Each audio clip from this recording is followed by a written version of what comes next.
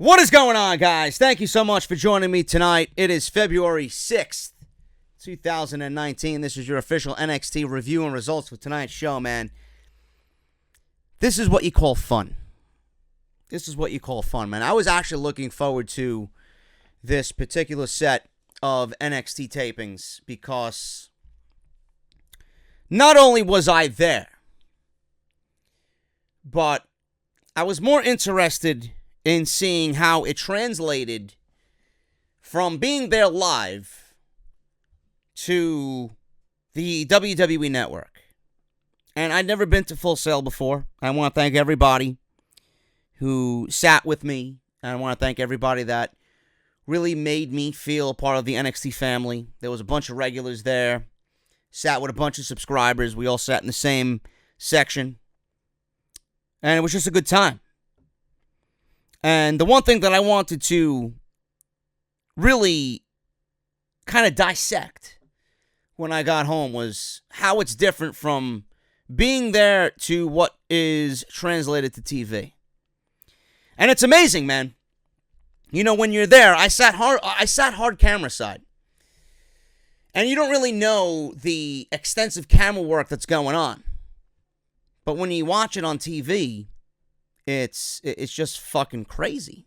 The different camera angles they got. And you notice the amount of production that WWE puts into their programming to really make it fucking look great. And that's why I love NXT. And WWE's production is top notch. I mean, this is probably the same thing when you're at a Raw taping or a SmackDown taping and you watch it at home. NXT was no different. I had a great time. So we're going to talk about my experience there. We're going to talk about the things that happened on tonight's show. Obviously, we got the debut of Erik fucking Bugenhagen. We got Johnny Gargano being challenged by the Velveteen Dream for the North American Championship. And we got a 6-woman tag with the Sky Pirates, Io Shirai and Kairi Sane, teaming with Bianca Belair, who did not seem to be too pleased with tonight's happenings. And we seen that live. It was visible to everybody. And they teamed up against the Horsewomen, Baszler, Duke, and Marina Shafir. We're going to go over all that. And I got random news and notes on NXT. So make sure you guys strap on in, man. Grab your cold beverage. Have one for me, man. Thank you guys so much for the birthday wishes today. Appreciate you guys so very much, man. Grab your cold beverages. Relax. We're going to talk NXT tonight. Social media. Follow me on social media, man. JD from New York on Twitch. JD from NY206 on Twitter and Instagram. Make sure you guys follow me on social media, man. I'm posting a little bit more on Instagram. Getting the podcast and the clips of the podcast on Instagram. You guys seem to be enjoying that. So make sure you guys follow me on there. Hit that subscribe button down below. Turn on that bell for all notifications. And if you guys want to support the podcast on Patreon, patreon.com/JD from NY206. New shirt is available, man. The new off-the-script merchandise. JD's Elite. Now available on bonfire.com. You guys know the deal. Link is in the description down below. Official merchandise is available on Bonfire. JD's Elite available all month. Go and get yours today, man. We sold over 50 in the first 4 days. You guys are kicking ass. So make sure you guys go and get yours today, man. Like I said, available all month on bonfire.com. Link in the description down below. I'm going to go over some news and rumors, man. Let's go over some news and rumors first as we get into this NXT podcast tonight. I want to talk about this Sam Roberts thing. You guys hear about this? The Sam Roberts thing where he talked about Bianca Belair and made comments about Bianca Belair during the TakeOver Phoenix pre-show panel. Now, he went on and said that Bianca Belair did not belong, or he felt like Bianca did not belong in this match with Shayna for the NXT Women's Championship at TakeOver Phoenix. He was not impressed with this match before the event. He was not impressed with anything that happened with this match. Now, plenty of people obviously responded to this and told him off. I was one of those people. We had Bianca Belair actually come out and say, "Kiss my ass, Sam Roberts." People were wondering if this is a work. And with Sam Roberts' actions on the pre-show panel, it looked certainly like a work. It looked like he had a mini stroke on the pre-show panel. It took him forever to formulate a complete sentence about what he wanted to say, which led me to believe that he was possibly being fed something in an earpiece. I don't know if he wears an earpiece, but it looked like he stuttered and took too long to formulate a complete sentence, that maybe he was listening to someone in his earpiece and he wasn't sure if he wanted to say it or not because he didn't agree with it. That's what I thought. Now, Roberts spoke out about this, and he remained unapologetic for speaking his mind. I have no problem with that. I don't remain one of those people on YouTube where, I say something and then I say I'm sorry. I talk about WWE. I give my opinion on the WWE. I am also, and I remain unapologetic in what I say. I say what I say because I believe what I say. I speak for the majority of the people who don't have a voice. And I love that. Whether it's Raw, SmackDown, or NXT, I will give my opinion on the WWE product, and my opinion is my opinion. And the amount of hatred and the amount of jealousy I get, the amount of hatred I get for my opinion, the amount of jealousy I get for someone in my position is still mind-boggling to me. But Sam Roberts remained unapologetic for speaking his mind. I have no issue with that. It's his opinion. He's going to stand behind that. I actually respect that. But he also went on to discuss some of the backstage tension after he made those statements about Bianca Belair. He says, and I quote, "Look, WWE brings me to these things, and they invite me to these kickoff shows, and they ask me to give my opinion on things. Saturday night, I was not fed an opinion in my ear. I know that's one of the theories." That was what I thought. Now, I've never been fed an opinion in my ear. They wouldn't bring me in to give their opinion. I'm no good at that, he says. I go on and they ask me to be just me and give my opinion. I had a crisis of conscience in that moment. Now, if you guys know what I'm talking about, it took him forever to formulate a sentence. It's as if he had a stroke in the middle of the pre-show. He didn't know what the fuck he wanted to say. He knew what he was about to say was going to fuck him up, but he said it anyway, which I appreciate because it's something that maybe he shouldn't have said. I honestly believe Sam Roberts was having a judgment crisis. He knew that what he was about to say was going to fuck him up, but he also knew at the same time what he was about to say is his opinion, and it's his opinion, and he has a right to his opinion. I had a crisis of conscience in that moment. I felt like I was going along with the show, so I shared exactly what I felt in that moment. I know that Mark Henry has stated a campaign, or started a campaign, saying that I owe Bianca Belair an apology. I certainly will not be apologizing to Bianca Belair because my opinion is my opinion. Now, Roberts said that we will have to ask him come March if Bianca Belair belongs in the next TakeOver special. Doesn't seem like her performance in Phoenix did anything to change his mind. He goes on and says, and I quote, "There were people after the show who had conversations with me about the way I said what I said. The fact is, I said what I said, so it is what it is. It's exactly as you saw it, and that's kind of it. Was everybody thrilled with it? No. That's what I mean about having conversations, but those are, again, maybe things I don't want to get into at this moment. However, we'll see how things go as we move forward." Now, Sam Roberts obviously brought his opinion to the NXT TakeOver Phoenix pre-show panel. He gave it. We have to respect it. Simple as that. We might have, this opinion of Sam Roberts. I will certainly give mine. He was a little overzealous in his opinion. I honestly think he's been skewed or at least clouded in his judgment of Bianca Belair for whatever reason. But it is what it is. It's his opinion. He's not apologizing for what he said. He should not have to apologize for what he said. It's his opinion. But it's going to be interesting to see if they invite him back to another pre-show panel in the future. Sam Roberts is a WWE shill. I don't give a fuck what he says. I don't care. The guy gives his opinion on whatever he does or whatever he talks about on his podcast, but he never brings ever. It's rare that I've ever listened to a Sam Roberts podcast and he's just negative about a certain something. He always talks about something happening, and he never outwardly says, this is not right. This is not where the WWE should be going. This is not the direction that the WWE should be going in. He never does any of that. So when I heard him say this, the first thing that rang in my mind is, well, okay, this guy's a fucking idiot. This guy clearly does not know the caliber or quality of talent that is Bianca Belair. Who the fuck is he to say that she does not belong on an NXT takeover? Now, I don't know if Sam Roberts has been watching Bianca Belair's progress from the first Mae Young Classic, where she had that great match with Kairi Sane in the first round of that tournament, and monitored her progress up until this point. The Bianca Belair that we've seen in that tournament to the Bianca Belair that we see right now is two different fucking people. I don't know who Sam Roberts is watching. Bianca Belair is a certified superstar in the making. She's got the look, she's got the athleticism, she's got the in-ring ability, and she's obviously still learning. This is what Sam Roberts did not hone on. He went right for the jugular. She doesn't belong on an NXT takeover.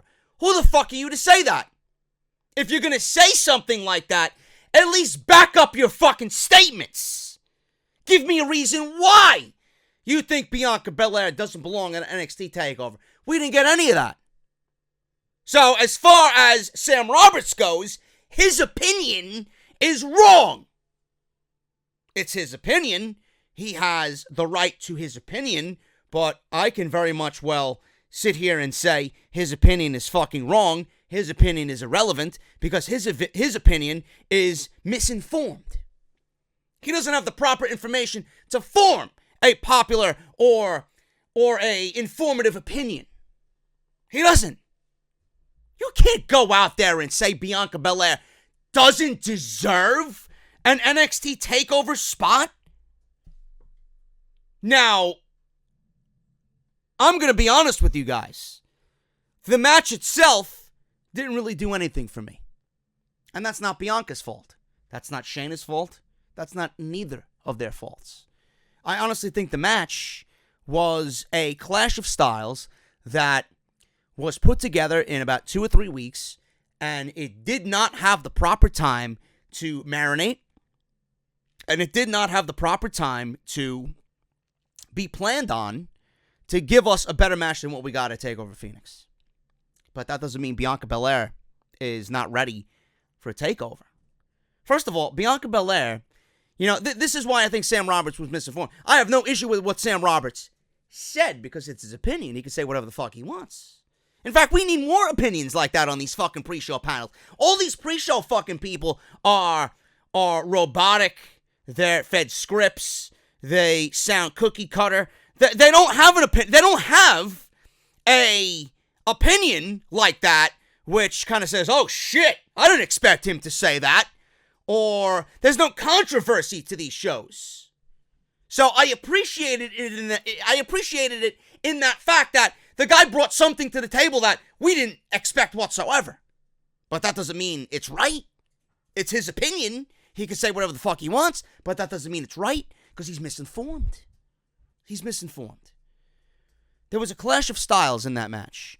It wasn't a bad match. It was just a clash of styles. Plus, like I was saying, Bianca Belair was working as a babyface against a heel, Shayna Baszler.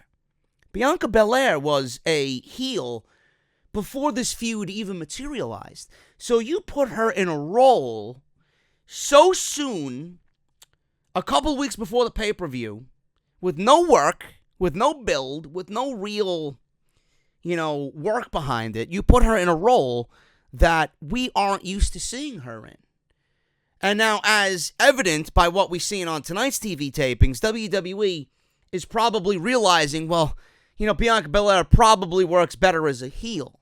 We're going to team her with the babyfaces because it makes sense in the form of consistency following TakeOver, but the way Kairi Sane and Io Shirai acted with Bianca Belair and the way Bianca Belair acted with both of them, it wasn't, hi, I'm a babyface too, let's celebrate we won. It was Bianca Belair being, bitch, I had this match won.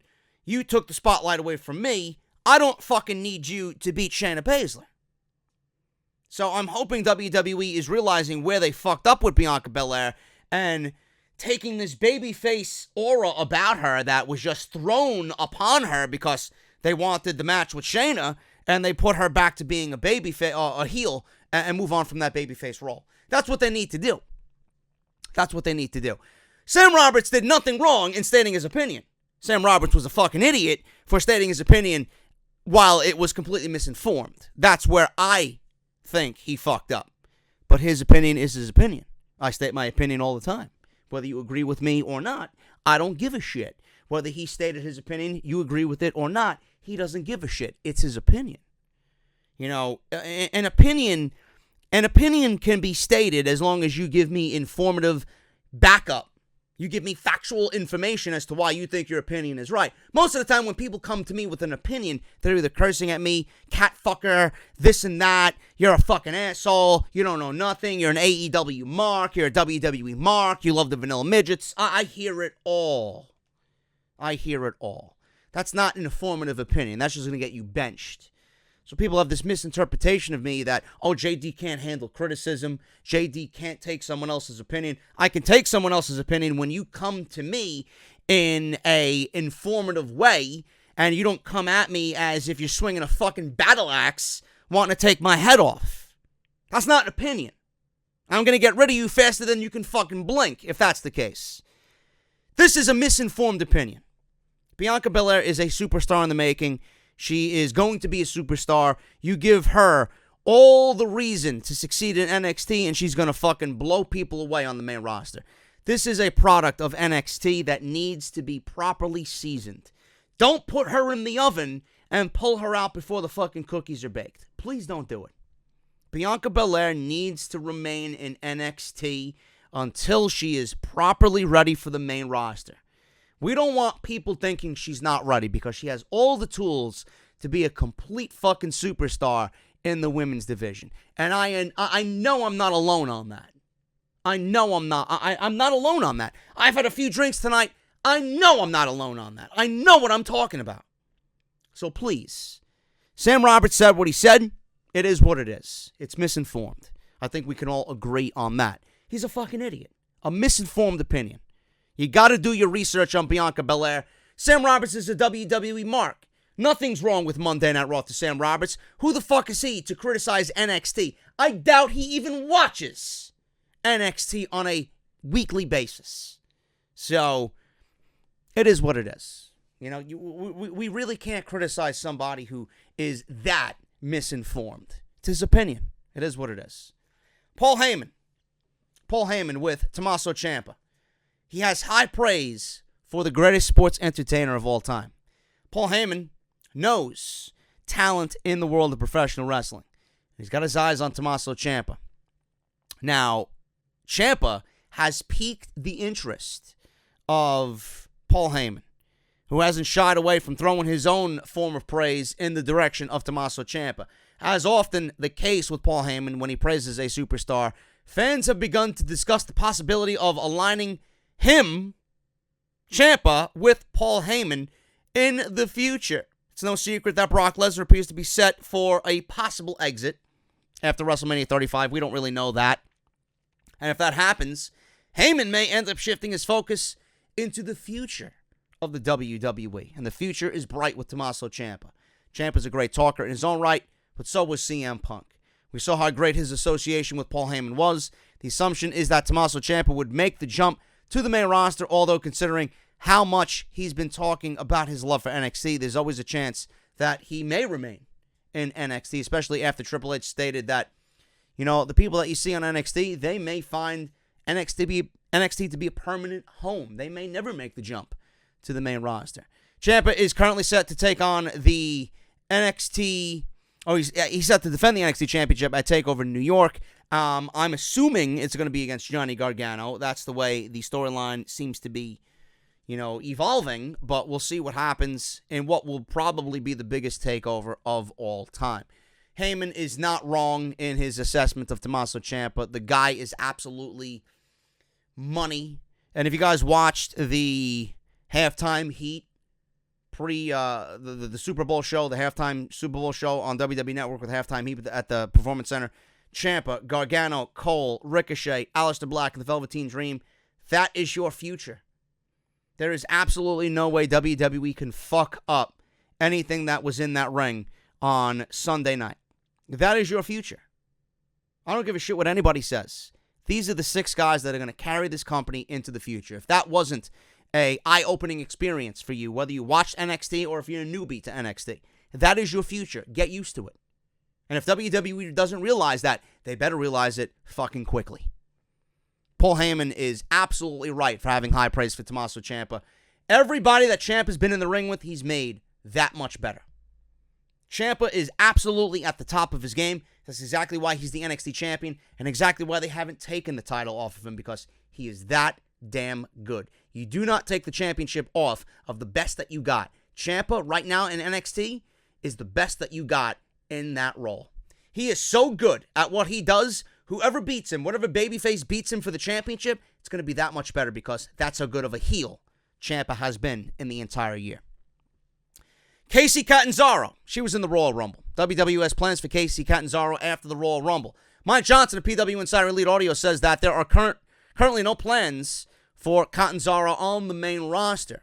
However, she will make a huge splash when she finally does arrive. This is someone who is young enough that does not need the main roster. She needs NXT before we start talking about her being in the main roster.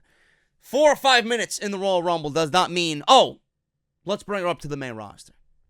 No, we don't need Kacy Catanzaro on the main roster yet. He says, and I quote, I haven't heard that they're bringing her up, but they need to bring her up ASAP. She could be the female equivalent to Rey Mysterio Jr., end quote. I don't agree with that whatsoever. Just like Bianca Belair. If Bianca Belair is not ready for the main roster, neither is Kacy Catanzaro. I don't need to elaborate on that anymore. Kacy Catanzaro could be a real difference maker in WWE if she is seasoned properly. We'll have to wait and see how she excels in NXT, but teaming her with her boyfriend currently, Ricochet, in a possible mixed match challenge could be an amazing learning experience to push Kacy to the next level in WWE. Not there yet. No need to rush. Plans for Xia Li. She was in the Royal Rumble as well. Dave Meltzer discussed Xia Li during a recent episode of Wrestling Observer Live. So the idea with Xia Li is that they will always refer to her as the first Chinese wrestler in WWE history after that Royal Rumble match. So I guess that's the idea, end quote. Now, the Chinese market is a huge one, and WWE would love to have their money. WWE and the wrestling companies around the world, China is a huge market, but touring China is always a priority when they can make it happen. When WWE goes there, it's always a priority. Perhaps pushing Xia Li as the first Chinese WWE superstar will create a lot of interest in WWE's China market, the WWE universe, and the fans over there in China. However, she really isn't the first Chinese superstar, just the first woman. Either way, it is very likely that WWE will keep promoting this accomplishment for Xia Li. She doesn't resonate with me. There's nothing special about Xia Li. Just like Kacy Catanzaro does not belong on the main roster at all. She needs the proper amount of time in NXT. These are women that we're talking about who debuted in the Royal Rumble, who people are getting excited about for all the wrong reasons. They need to be in NXT. They need that learning curve. They need to get over in front of an audience before you put them on the main roster. Kacy is going to get over. There's no doubt in my mind that Kacy's going to get over. Xia Li, it may be a little bit more difficult for Xia Li to get over. We'll see what happens. But I don't think either of them are ready for the main roster. NXT Superstar is expected for a WWE main roster call-up soon. I've been talking about this for weeks. It's due. It's not The Dream. It's not Ricochet. It's not Adam Cole. It's not Champa. It's not Gargano. It's Alistair Black. Brian Alvarez discussed during Wrestling Observer Live this week that Alistair Black could be the next one to be called up after WrestleMania to the main roster. Now, he noted that at times it could take a while to figure out how to use an NXT superstar who they called up to the main roster. Sanity and AOP are great examples of that. WWE failed at everything concerning both of those teams. Didn't know how to use any one of those guys.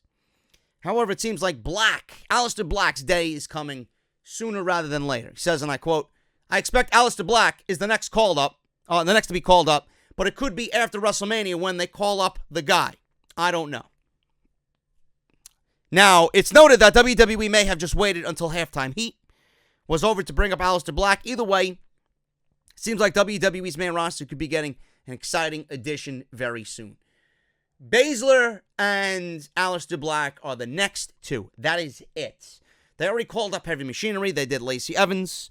They did EC3. Lars Sullivan, who is completely absent. They got Nikki Cross. Alistair Black and Shayna Baszler are the only ones that make sense. Shayna Baszler we'll talk about in a second when we talk about the main event of tonight's show, where I think they're going to go with that. Alistair Black only appeared once on the NXT tapings when I was there, and it wasn't really in a prominent role. They're feuding Alistair Black with the Undisputed Era, and he's teaming with Ricochet. It's something that really doesn't feel important. It feels, honestly, like they're giving Black something kind of important to do, but it's not really that important. And when they want to call him up, they call him up when they're ready. He's not in a title program. He's not really doing anything of importance. He's just there. So Alistair Black is absolutely going to be the next one to be called up. He's done. There's nothing more for him to do. He is ready. You know by watching the program on a weekly basis when a guy is ready and when a guy is not. When a woman is ready, when a woman is not. Baszler is ready. There's nothing more for Baszler to do in NXT. There's nothing more for Alistair Black to do in NXT. They are absolutely the next two to be called up. I thought Baszler was going to be called up around Survivor Series. After Survivor Series. Same thing with Black. I thought Black would have been called up after the Royal Rumble. But it looks like we're waiting on both. Not that I have an issue with that. I don't want these two to be fed to the wolves immediately like everybody else is. Right now, the main roster is in complete despair. I don't want anybody to be called up. So we'll see what happens. But Alistair Black, I think, is going to get over big time, no matter what brand he's on. Baszler, going to get over big time, no matter what brand she's on. These are two that are absolutely foolproof. But knowing WWE Creative, they may end up making me and that statement can be completely fucking ridiculous. So I don't want to give them any credit. It's WWE Creative after all. So we'll see what happens with that. But Alistair Black, I'm sure, is going to be called up after WrestleMania.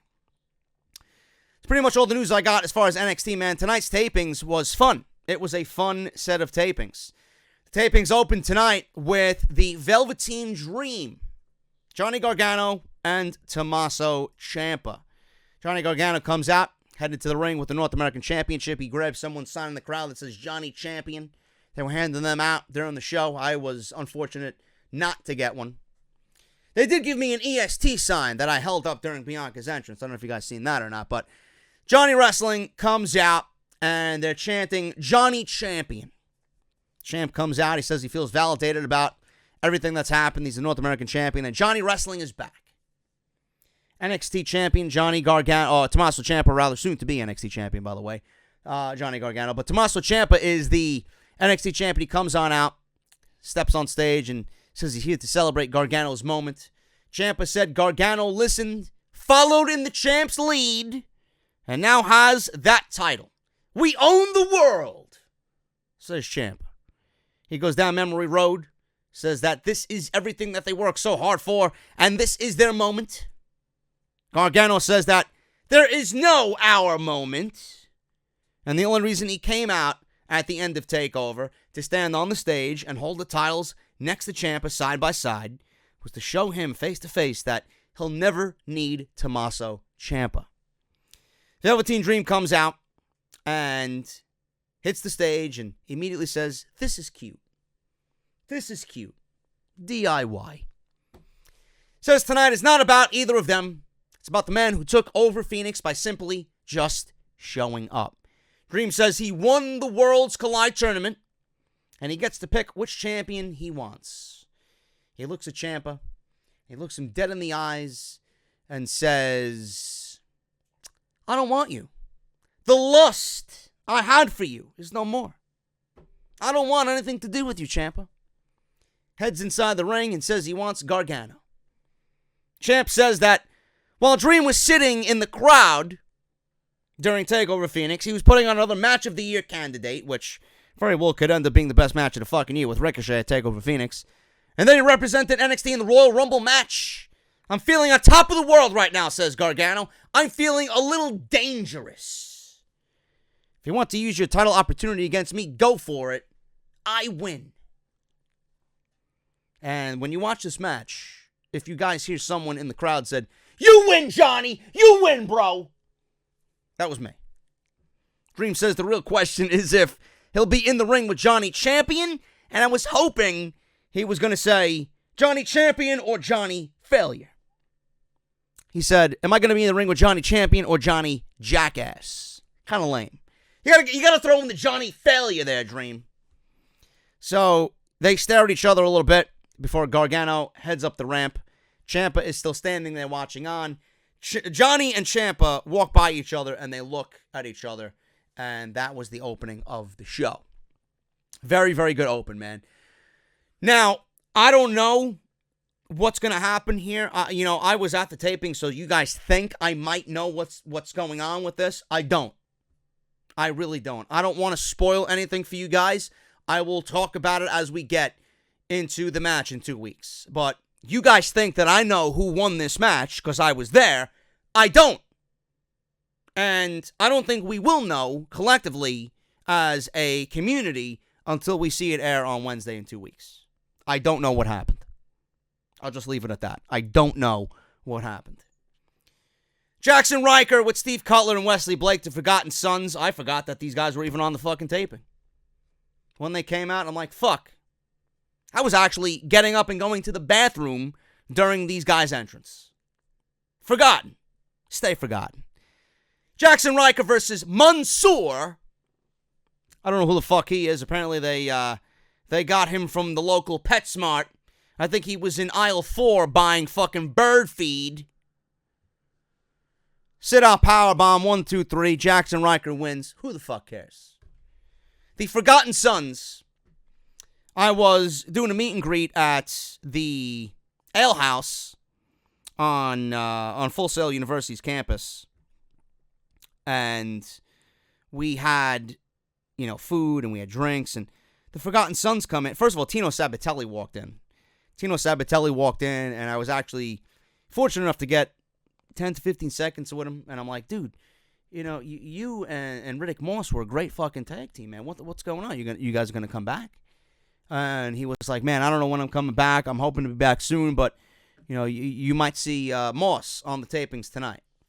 But I thought Tino Sabatelli and Riddick Moss, man, they were injured at the same time. They were a great fucking tag team. They were two guys who they put together who just looked the part. They looked like a team.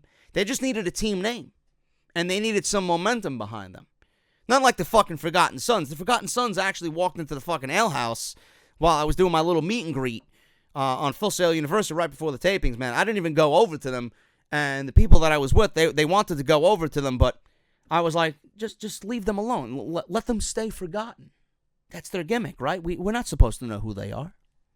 It is what it is. Jackson Ryker wins with a sit-out powerbomb. Who cares? Commentary's hyping them up about them looking for the NXT Tag Team titles. That would be absolutely miserable if the Forgotten Sons won the Tag Team titles. There's nothing about the Forgotten Sons that resonates with me whatsoever. And this is not a knock on Wesley Blake or Steve Cutler or Jackson Ryker. The gimmick is fucking terrible. The gimmick does nothing for me. Now, I don't know why I think that, but I think the most dominant reason as to why I think that is because why am I to invest my time in this? And then I look at Sanity on the main roster, and I see that they're doing nothing on SmackDown Live. So these guys, what makes me think that these guys are going to be any better than Sanity? What is the end game for the Forgotten Sons? If Sanity has not succeeded on the main roster and hasn't even been pushed yet, what makes me think the Forgotten Sons are going to fare any better? A complete waste of my time. This is why I think people just don't care. And I'm not going to care. They need to stay far away from the NXT Tag Team titles. They need to change their gimmick up. They need to tweak their gimmick to make it a little bit less bland. It's not doing anything for me, man. Jackson Ryker wins via pinfall over Mansoor. Kathy Kelly's backstage, talks about the Dream and Gargano with Ricochet in the background doing a photo shoot.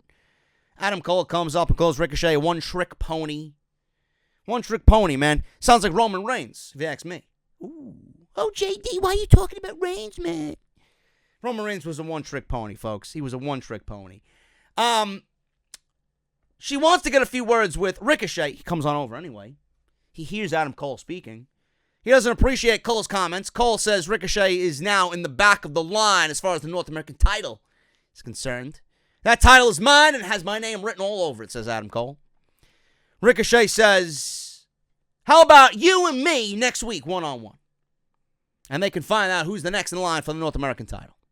Cole says he looks forward to it. Ricochet says it doesn't matter who he has to go through. He's getting his title back. Adam Cole is above the North American Championship. The dude's got to be challenging for the NXT Championship. And when Johnny wins the title and vanquishes Champa, that's his first opponent. Adam Cole. That's my guess. Drew Gulak comes out. Drew Gulak making his way down the aisle from 205 Live. Nice to see Gulak. Gulak is a great performer. Really appreciate the guy Drew Gulak is.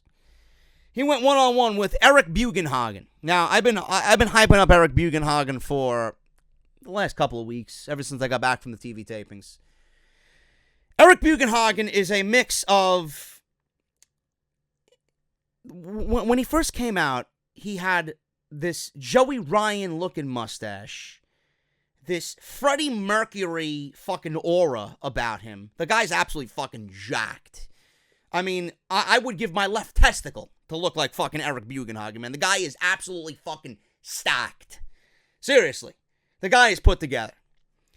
Freddie Mercury aura about him. He's got a Joey Ryan mustache. He's wearing a fucking bandana. And he's got trunks that I'm sure were stolen from Marty Jannetty's wardrobe. You put this in the blender and you blend it up. And you add a couple of ingredients there. You season it up to your liking.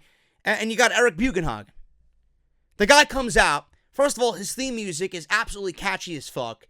The guy's coming out air guitaring and air drumming. And Nigel McGuinness on commentary. Me being there, I'm fucking in total awe of this guy. Like, this is my dude right here. This is my dude. He's air guitaring, he's air drumming. I'm watching the show tonight.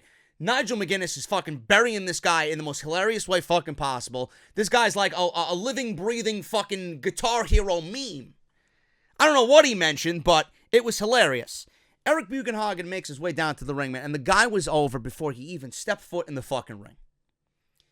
He stepped into the ring, the guy was air guitaring, and he was owning the crowd as if he was doing this for fucking years, man.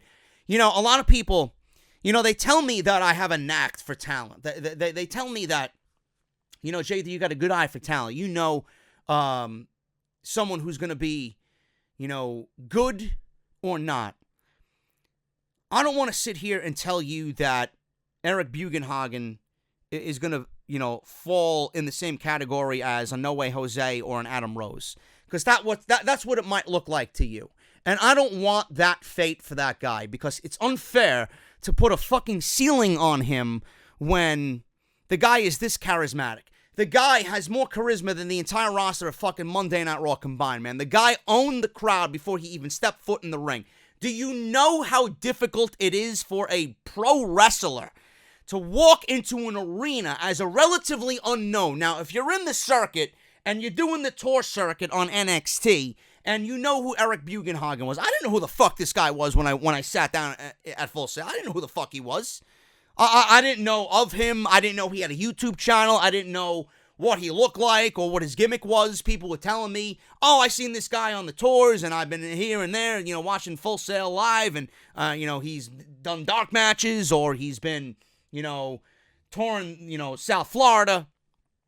We seen him at some live shows. I didn't know who he was.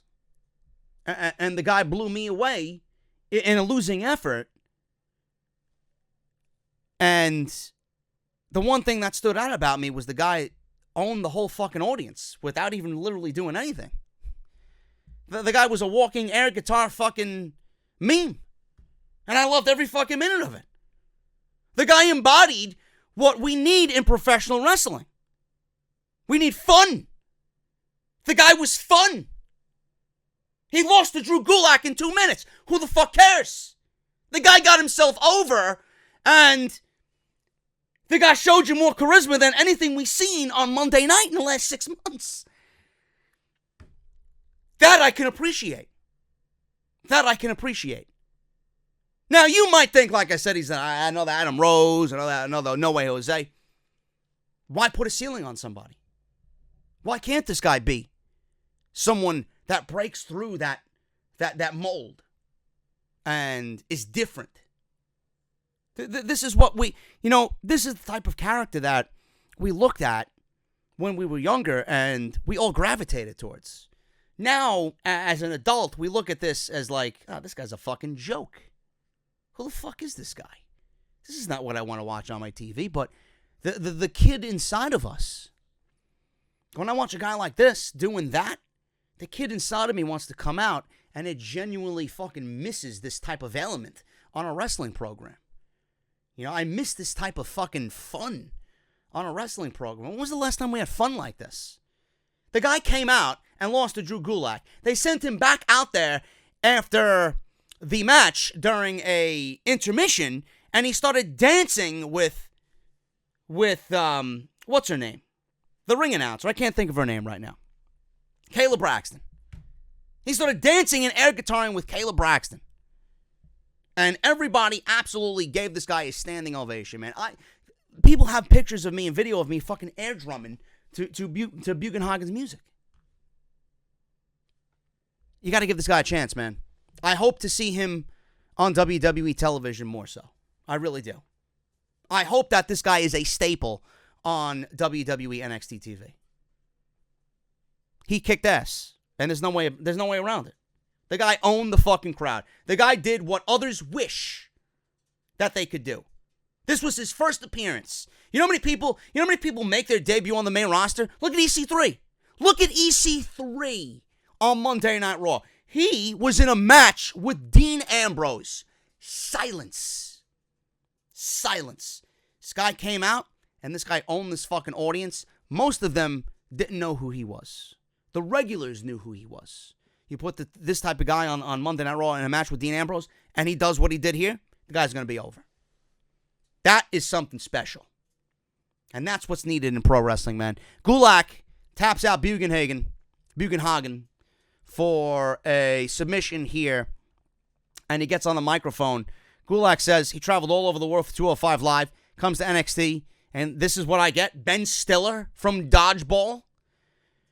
So he went on to say he's the best submission specialist around and demands someone else to come out. Matt Riddle comes out and tells him to get out of the ring and out of NXT, or he'll come down and make Gulak tap out of it. Gulak responds, how about you take your little flip-flops off and make my day? So Riddle says, you've chosen wisely, bro. Loved it. Kicks off his sandals. In the ring, we get an unadvertised match with Gulak and Matt Riddle. So they have a great match, man. Very technical match, very submission-based match. Very fun. People were into it. At the end of this thing, Riddle deadlift powerbombed Gulak, crushing knee strike. Brutal, man. It was brutal then. When I was there live, it looked even more brutal on TV. Right to the face. Covers 1-2 kick out by Gulak. Riddle goes right for the flurry of elbows that he did to Cassius Ohno, and he taps out Gulak with the bro mission, man. Very, very good match, man. Gulak is underrated as fuck. He really is, man. He's got a great look. Guy knows what he's fucking doing, and the fact that he brought Matt Riddle to probably his best match in NXT so far, man, says a lot. After the match, Matt Riddle and Gulak shook hands. Nice show of respect and appreciation, and that was pretty much it, man. Gulak, nice match with Matt Riddle, but falls to the bro mission. Bianca Belair, Io Shirai, and Kairi Sane versus the NXT Women's Champion, Shayna Baszler, Jessamine Duke, and Marina Shafir. This was not as good as I expected it to be. Not as good as I expected it to be, and all you need to do is watch this match. If you wonder why WWE is not going to go with the 4 Horsewomen feud just yet, all you need to do is watch this match. If there's any doubt in your mind about the 4 horsewomen, this is the match you have to watch, man. Jessamyn Duke and Marina Shafir are not ready at all. They did not do anything any differently from the last match that I seen them on NXT. I'm not talking about what happened with the TakeOver pre-show. I think the week before. I didn't watch that. There was a match with them and Io and Kairi on regular NXT television before we got to TakeOver, and that wasn't impressive as well. This was not good. This was not a good showing for Jessamyn Duke and Marina Shafir. Now, there's a reason why Marina Shafir is actually wearing that mask that you've seen her with on NXT TV. She actually wore the same mask at TakeOver Phoenix when she came down to help Shayna Baszler. It actually is a good look. She looks great with the mask on, but there's a reason why it's needed right now. She looks intimidating with the mask. She broke her nose. So she broke her nose. It's not the kind of thing that will keep her out of action. Obviously, we've seen her tonight. Plenty of people have wrestled with face masks and broken noses before. Obviously, Cody Rhodes has wrestled with a face mask. Undertaker's wrestled with a face mask. So Marina Shafir is in good company there. If you're wondering if there's anything wrong with the 4 horsewomen, she'll be okay, man. So that is all that needed to be done. She needs to protect that nose for a little bit. She didn't really have a dominating portion of this match. She really didn't take any offense from Kairi or Io or Bianca. Most of this match was Kairi being held down in the horsewoman's portion of the ring until Kairi made the tag to Io. That was pretty much it. So this was not good at all, man. Io, Kairi, and Bianca win. Baszler tags in. Shirai comes in, gets the hot tag from Kairi. Couple of drop kicks. A big punch to Shafir's face. She's out of the match. Double knees in the corner to Baszler and Shafir. And Io is really setting herself up to what I think is going to be an NXT Women's Championship. So we get Io just continuing to dominate both of the horsewomen. She sends Duke to the floor, taking out all 3 of them. Springboard dropkick on Baszler. Goes for a pin, only a 2 count. Sane is tagged back in after being beat most of the match. She hits the insane elbow, but Shafir breaks it up. Sane looked to tag Shirai in. Belair smacks Sane's hand instead. She hits the KOD on Shayna Baszler. It's broken up again by Duke and Shafir. And Shirai actually ends up tagging in. Now, Belair wanted to pin Baszler because she had something to prove following her loss from TakeOver. Belair comes in, is tagged out by Shirai. Shirai hits the moonsault after the KOD, and she gets the cover, does Shirai, on Baszler. And that is 1, 2, 3. So Io Shirai pinned the women's champion. Post-match, Shirai is celebrating big time. She's doing this, motioning for the title around her waist. Belair seems to be completely out of the match, completely unhappy. There was even a point where Kairi Sane started whipping Belair's braid around, and she did not want any of it. So Shirai is taunting the horsewomen, saying that she's coming for the title. Now, this is smart. This is smart because Bianca feels slighted. Bianca feels like that she can beat Baszler. Shirai is probably going to be positioned as one of the challengers. If it's a one-on-one match, she will be the challenger. If it's going to be a multi-woman match, she will be one of the challengers against Baszler at TakeOver in Brooklyn. But Bianca is jealous that she didn't get the win over Baszler when she had the match won with the KOD. She feels like someone's stepping in her spotlight. This is good because Bianca went into the Baszler match as a babyface. I honestly think with the mismatch of Baszler and Bianca and the match that could have been great but only was okay, I honestly think Bianca wrestles someone like an Io or a Kairi a lot better than someone like a Shayna Baszler. So if this is a way for WWE to move Baszler on and up to the main roster, if this is a way to move Bianca on from Baszler, from that babyface position, and move her on to a heel, and Kairi or Io wins the title, she can feud with either one of those two as a heel. Because I see Bianca more as a heel. So I think this is a good thing. So she definitely showed everybody how upset she was with the outcome of tonight's match because Io got the pin and the moonsault on Baszler. Something's going to materialize there. And I think Bianca works better as a heel over a babyface. That's just me. Let me know what you guys think about that. But that was NXT tonight. It was a fun show, man. We got that little storyline going in the end. The horsewomen didn't really do anything to prove to me that they're ready at all or anywhere close to being ready. Erik Bugenhagen, fantastic debut in a losing effort. He was over with the crowd more so than anybody on this entire taping. 3 shows, he was the most over of everybody on the TV taping. We had Johnny and we had the Dream. That set up for the North American Championship. Great match with Riddle and Gulak. Just an all-around fun show, man. I'll be back next week with more NXT. As always, if you guys enjoyed this video, please hit that thumbs up. Let me know what you guys think down below. And I will see you all on Thursday. I got some Resident Evil 2 Remake coming for you guys. Part 2 of my Resident Evil 2 Remake walkthrough. And if you guys missed anything on the channel, man, Raw, SmackDown, and a new off-the-script extra. Top WWE star offered major AEW money. Is it AJ Styles? Is it Nakamura? Or is it somebody else, man? We'll talk about it. Plus, Pentagon and Phoenix signed to AEW, plus major TV deal news for All Elite Wrestling. I'll see you guys tomorrow, man, for Resident Evil, and I'll see you guys right back here on Friday for Off the Script, episode 260, man. It's my 5-year anniversary of Off the Script. Until then, take care. I'll see you guys later, man. Hit that thumbs up, and I'll see you back here for the podcast on Friday.